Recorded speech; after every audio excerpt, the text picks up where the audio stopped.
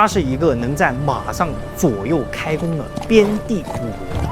他用20年的时间，把忠诚和热血全部献给了大汉王朝，可换来的却是一次又一次的有功不赏、无过被罚。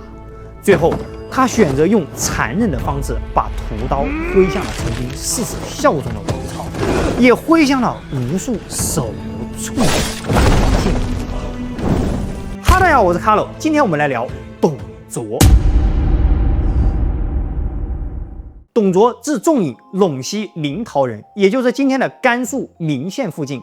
这个地方我们之前讲过多次，这里的混乱程度比今天的中东、阿富汗那一块只多不少。这个地方羌人、胡人、汉人三族杂居，东汉政府在这里的控制力极其薄弱。董卓的父亲叫董君雅，曾经在颍川郡当过县尉。董卓字仲颖，从他的字来看，我们可以判断他是家里的老二。巧的是，他的大哥也叫董卓，字孟高，只不过这个卓是卓生卓用之意。搞不懂这兄弟俩取名字为什么要取一个同音字？当然，这个古汉语的发音和今天大有不同。当年的颍川话可能更接近于现在的浙江话、江苏话，毕竟经历过五胡乱华以及南宋时临安大量中原人南迁，所以有人判断现在难懂的江浙方言或许更接近于古汉语。还有一种说法说，现在的杭州人其实就是古河南人，杭州话也就是古河南话。不管怎么说，这个发音肯定不能用河南话发音。咱们评论区有江浙沪的朋友可以试一试，看这两个字是不是一个音。不过这个大哥董卓很早就去世了，董卓还有一个弟弟叫董明，字叔颖，一个仲颖，一个叔颖，上头是孟高。这里需要说明一下，古人起名字有2种排行，伯仲叔季和孟仲季。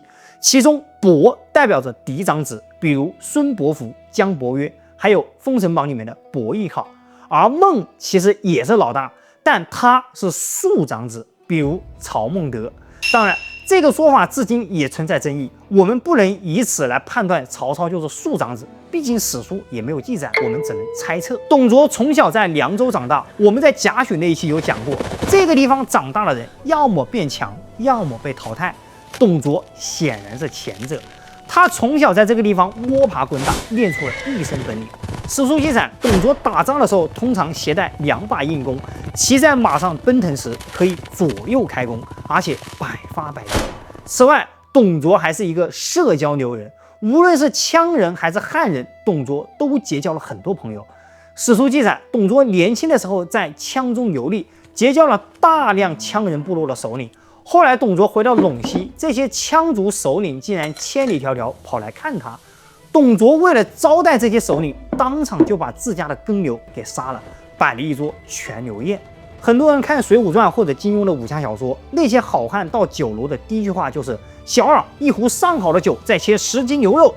首先，元代以前中国是没有白酒的，都是米酒或者果酒，度数极低，所以武松干个18碗，顶多只能说是他肚皮大。真让他喝现代的茅台白酒，估计1杯就倒。再者，古代的牛不得随意宰杀，尤其是耕牛，这个罪名绝对是死罪。你可以理解为董卓宰杀耕牛款待客人，就相当于你今天宰杀了大熊猫一样，那是重判。但是董卓说杀就杀，这个行为释放出了一个信号，也非常明确。第一，在陇西，尤其是东汉末年，官府根本管不了这种事情。当然，最关键的是，董卓也是官二代，家族有地位，可能也没有人敢管。第二，这些羌人首领来看我董卓，我就把家里最值钱的东西拿出来待客，怎么样？够意思吧？这些首领回去以后，筹集了1000多头牲畜，赶到了陇西，直接送给了董卓。就这样，董卓在凉州树立了豪爽重义的威名。所以你看，董卓杀掉了1头牛，换回来的不只是上千头牲畜，更是他在凉州的人望。这个买卖怎么看都不亏。讲到这里，我突然在想，如果你也可以亲身活在那个时代，手握资源，运筹帷幄，你会怎么玩？今天本期的赞助商华夏会思路就可以完全带你体验一把。咱们频道玩游戏的朋友，我强烈推荐。在我眼里，它不只是一款手游，更是一部可以带你亲身参与的中国通史。游戏以朝代演进为主线，从上古时期一路走到夏商周秦，每个朝代都有符合历史的主线剧情。每次进入新的朝代，整个世界的建筑风格都会跟着变。从上古时期的土黄色的部落，再到夏朝时期的草原茅屋，接着就是商周时期的青铜绿和暗红交织的高台祭坛，然后就是秦朝黑金色调和气吞山河的宫殿格局。视觉效果拉满，细节更是做到了极致美。在推进主线剧情的过程当中，也会遇到每一个朝代的真实历史人物，从黄尧舜禹到商周秦汉，你碰到的每一个人都是故事里的关键节点。他们会推着你一步一步地走进每一段历史。此外，你还可以按照五行搭配自己喜欢的名士和瑞兽，组建自己的专属阵容。而且每个朝代还有专属的玩法机制，比如夏朝就有大禹治水的水利系统，商朝有占卜，秦朝有门客养成。每个时代的文化逻辑都能在游戏里完美的呈现。想打仗的时候可以出征，想放松的时候也可以钓鱼种田，布置自己的家园。你不只是在玩一款游戏，而是真的生活在那个朝代里。最让我惊艳的还是游戏的画风，皮影戏的光影加上剪纸镂空的线条，整个就像一幅会动的国风画卷。新玩家福利，首次完成活跃任务就能领到200抽，第一周累计可以达到1000抽，然后就能组建自己的专属名次阵容。点击下方链接，输入卡罗叔叔的专属兑换码，还有额外惊喜。华夏会师录现在在 Google Play 和 Apple Store 可以免费下载，下载链接和兑换码已经放在了说明栏的最上方。喜欢历史的朋友真的可以去试一试。好了，咱们言归正传，有了人王以后，官府直接找上门来。董卓这种黑白通吃的狠角色，官府非常需要，所以也不用走孝廉这个流程，咱们西北人搞点务实的。官府直接征召董卓当了吏，负责抓捕盗贼，抵御羌人和胡人的劫掠。董卓凭借着羌人这层关系，多次领兵击退了犯境的胡人。很快，凉州刺史就把董卓提拔为从事，董卓也算是正式进入了军事系统。桓帝末年，董卓以6郡良家者的身份入选了羽林郎。所谓羽林郎，就是皇帝身边的禁卫骑士。167年，也就是永康元年，东羌县令部进犯3府，攻破军营，杀死了1000多人，直接威胁到了关中地区。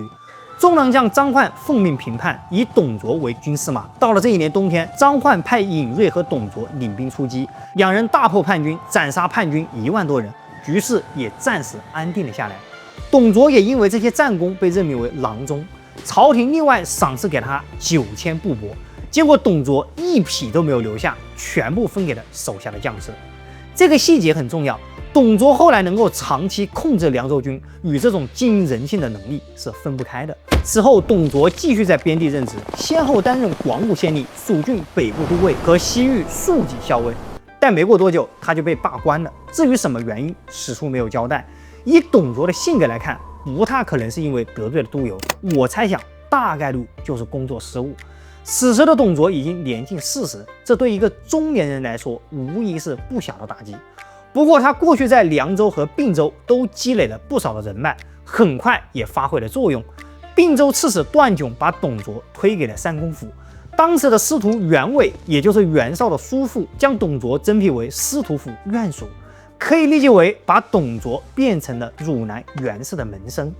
这也是为什么董卓后来进入洛阳控制朝廷，袁绍第一个出来反对，却能够活着回去的原因。复出之后，董卓先后担任了并州刺史、河东太守。179年，段炯投靠了宦官王婆倒台，在狱中他畏罪自杀，妻子和家人全部被流放。段炯是董卓的老领导，在董卓最绝望的时候拉了他一把，两个人的出身处境也非常接近，所以段炯之死无疑让董卓更加笃定，枪杆子要掌握在自己的手中。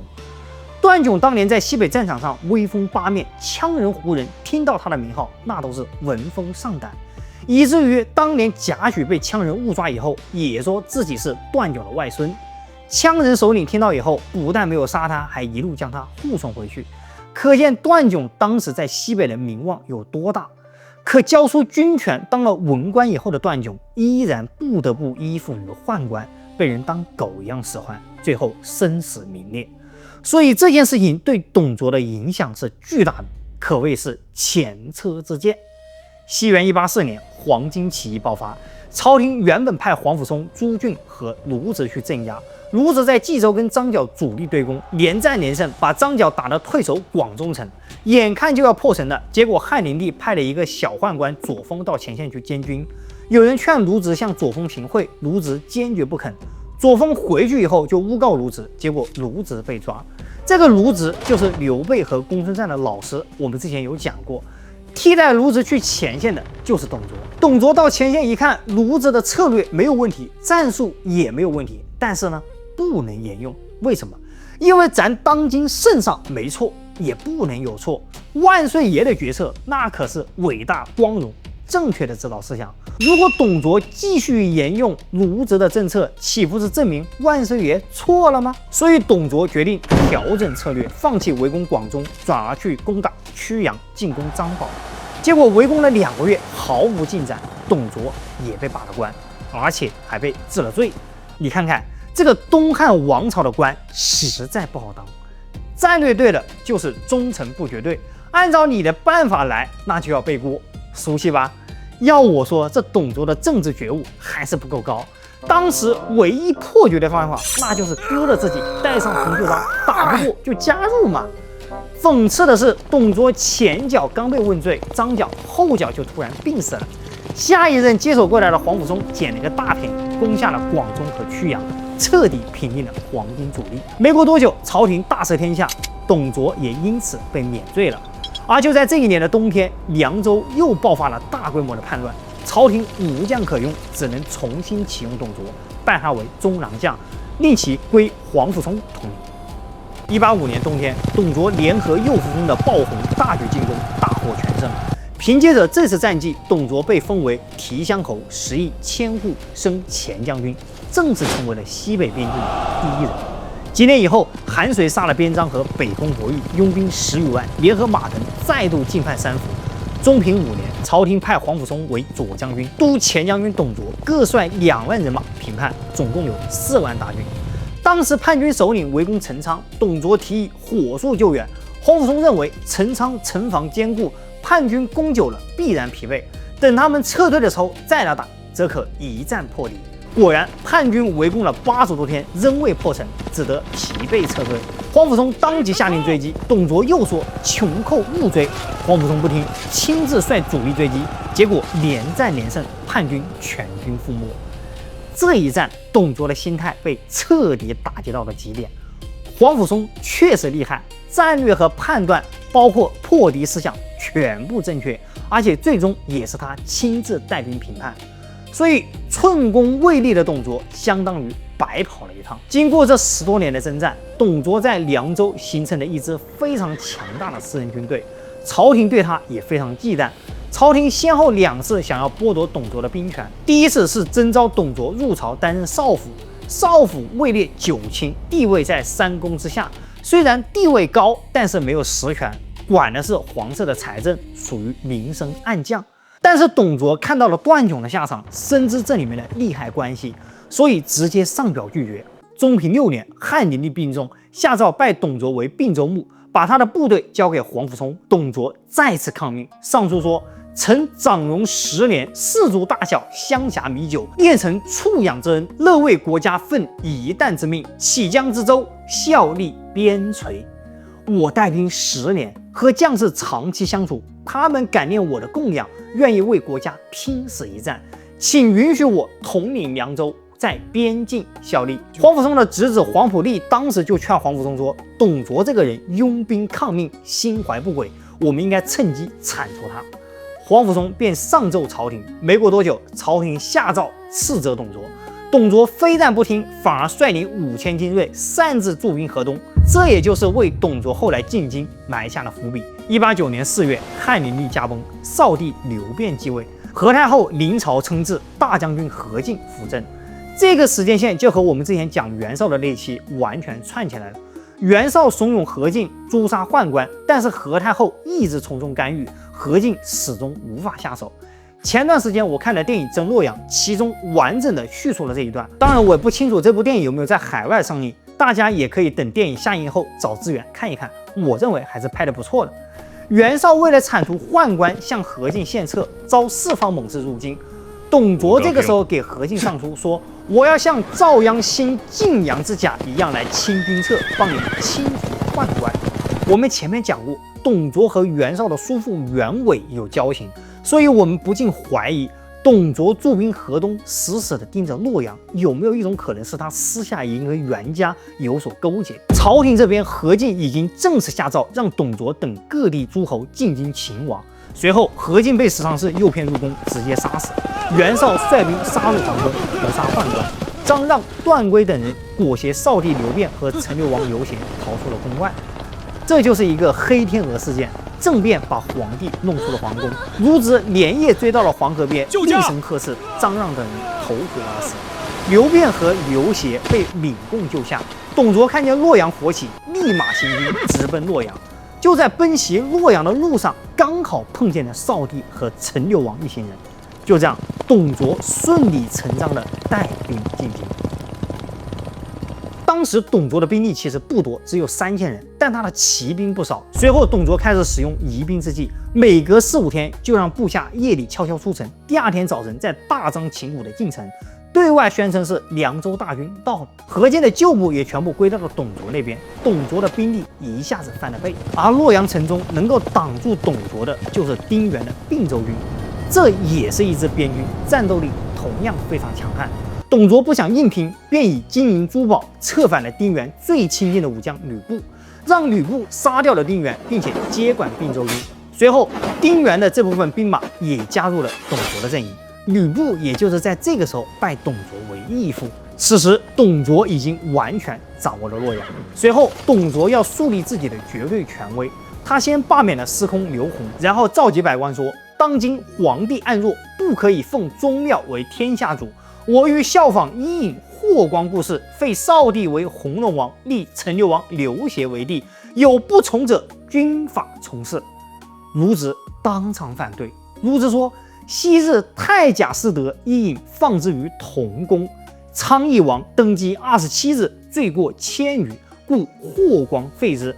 今上复于春秋，行为有失，非前世之比也。”演义里还加了一句：“有伊尹之志则可，无伊尹之志则为篡逆。”董卓听完大怒，当场就要杀孺子。蔡邕苦苦劝谏董卓，这才放了孺子。袁绍也跳了出来。我们在袁绍那一期有讲过，袁绍说：“公欲废嫡立庶，恐众不从公义也。”董卓说：“天下之事，岂不在我？我今为之，谁敢不从？尔为董卓刀不利乎？”说完，拔刀走向了袁绍。袁绍同样拔出刀，说：“天下见者，岂为董公？我见又何尝不利？”说完便离开，连夜离京。9月初1，董卓在崇德殿正式宣读废立诏书，然后处死了何太后。与此同时，他又把何太后的哥哥何苗的尸体挖出来，分尸弃于路边。何苗的母亲武阳君也被杀害，弃尸于荆棘之中。9月初9，刘协正式继位，董卓升任为太尉，领前军贾节钺，封梅侯，战败不闵，监狱上殿。董卓其实也很懂政治斗争，他知道自己不能一个人孤军奋战，于是他开始拉拢人心，与八竿子打不着当年被何进毒死的董太后家族攀上亲戚关系，借此拉拢董家的势力。同时，他还为此前被诬陷的陈蕃、窦武等人平反，并提拔他们的子孙入朝。他还征召天下的名士入朝为官。我们刚刚提到的蔡邕，就是在这个时候被强行征来的。这个蔡邕3天之内3次升迁。11月，董卓封弟弟董明为左将军、护侯，侄子董黄为侍中，董氏宗族全部入朝为官。洛阳这座东汉100年的都城，天下财富的中心，就成了董卓放纵西凉军的猎场。士兵可以随便冲进民宅，抢劫、焚烧、杀戮，甚至闯入皇宫奸淫公务，董卓完全不管。初平元年2月，阳城百姓在举行祭祀，男女老少全部聚集在一起。董卓派兵前往，将现场所有的男子全部杀掉，砍下首级系在车辕上，把妇女和财物全部抢走。这些士兵返回洛阳以后，谎称讨伐贼寇的时候大获全胜。把头颅集中在城门口焚烧，把抢来的妇女全部给分给士兵做妾。董卓还废除了五铢钱，把洛阳和长安的铜人、铜钟、铜马、铜器全部融化，重新铸造了劣质的小钱。新钱的重量不够，工艺粗糙，导致了极其严重的通货膨胀，物价飞涨。据说一壶未脱壳的谷子卖到10万钱。谁也想不到，一个曾经把全部赏赐分给士兵的人，如今走到了这一步。初平元年，袁绍召集了各路诸侯，组建了关中联军。董卓为了避免关东联军再次打着青云策的旗号，就直接把废帝刘辩给杀了。但是让董卓没有想到的是，这些联军组建起来以后，并没有那么强悍和团结。此时只有曹操和孙坚是真正的在打，其他诸侯日置酒高会，不思进取。这一段和当年刘邦、项羽联合攻打关中很像，所有的诸侯都忌惮章邯，只有项羽和刘邦是真的在打，其他人都在观望。而此时曹操由于兵力悬殊，实在打不过，而且险些丧命。孙坚则是一路所向披靡，先是团灭了华雄，随后又打崩了吕布，逼得董卓焚烧洛阳，被迫迁都。有着200年历史的洛阳皇宫、宗庙、府库和民居全部被烧毁。大火烧了好几个月，洛阳方圆200里全是火。洛阳周围的数百万百姓被西洋军像牲口一样赶往了长安，老弱病残者被直接抛弃，走得慢的则是被直接砍死。西迁长安的途中，处处伴随着饥饿、瘟疫和劫掠。董卓路过先皇的皇陵，将其逐个挖开，一些四大家族的坟墓也被挨个刨开，陪葬品全部被取走。自先秦至东汉数百年积累的所有典籍，一夜之间全部断代。所以董卓焚烧洛阳对典籍文物的摧残程度，比秦始皇有过之而无不及。好在这种程度的破坏只有这一次，总好过60年前发起的那场10年浩劫。到了长安以后，董卓也不装了，仪仗、服饰和出行规格全部按照天子的标准，尚书以下的官员全部需要去董卓府里汇报。但董卓自己也懒得处理朝政，便把朝政全部交给了司徒王允。随后，董卓自封为太师，号曰上父。所谓上父，就是把自己比成的姜子牙。董卓在眉县修了一座万岁屋，城墙高7丈，厚7丈，与长安城的城墙完全相等。里面存储了足够30年使用的粮食，黄金2万斤，白银9万斤，各种宝物堆积如山。董卓公开放话说：“事成则雄踞天下，不成则手指足以臂老。”他的性情也越发暴虐，有人说话惹他不开心，他便当场将对方打死。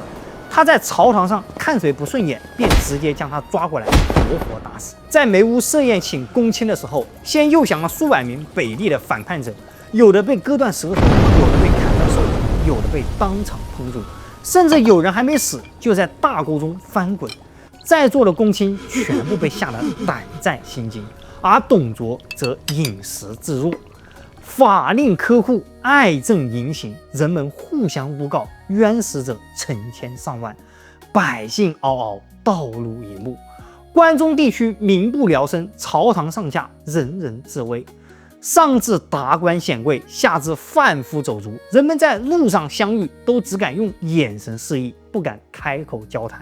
而且董卓的情绪极度不稳定，身边的人他也开始怀疑，其中就包括了吕布。这吕布是天天陪在他身边，到了后期2个人矛盾不断，董卓甚至对吕布大打出手，曾随手将手戟掷向吕布，吕布身手敏捷躲了过去，然后赶紧跪地谢罪。后来吕布跟董卓的一名侍婢私通，也就是貂蝉的原型。吕布害怕事情败露被报复，于是找王允商议，王允就把诛杀董卓的计划和盘托出。初平3年4月，司徒王允、尚书仆射司孙睿以及吕布共谋诛杀董卓。